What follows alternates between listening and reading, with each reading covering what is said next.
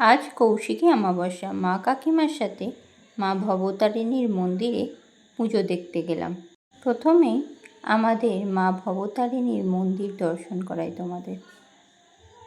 এখন ঘড়ির কাঁটায় 5টা বাজে, এখনও ভক্তরা এসে পৌঁছায়নি।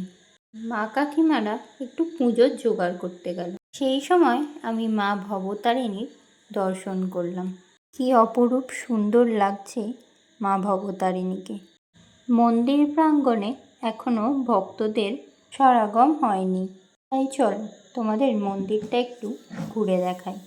মন্দিরের 4 দেয়ালে ব্রহ্মা, বিষ্ণু, মহেশ্বর, রামকৃষ্ণ, মা শারদার মূর্তি রয়েছে। অন্যদিকে দেখি মায়ের ভোগের আয়োজন শুরু হয়ে গেছে। প্রতি অমাবস্যায় মা ভবতারিণীর বিশেষ পুজো করা হয়। এছাড়া প্রতিদিনই মা ভবতারিণীর দর্শন ভক্তরা পাবেন। দিনের 2টি সময়, সকাল 7টা থেকে দুপুর 1টা পর্যন্ত এবং বিকেল 4টে থেকে 8টা পর্যন্ত মন্দির প্রাঙ্গণ খোলা থাকে। এতক্ষণে মায়ের ভক্তরা সবাই উপস্থিত হয়েছে এবং মায়ের মন্দিরে অমাবস্যার পুজোও শুরু হয়ে গেছে। অন্যদিকে মায়ের ভোগ বিতরণ চলছে। আমিও মায়ের ভোগ খেয়ে বাড়ি এলাম।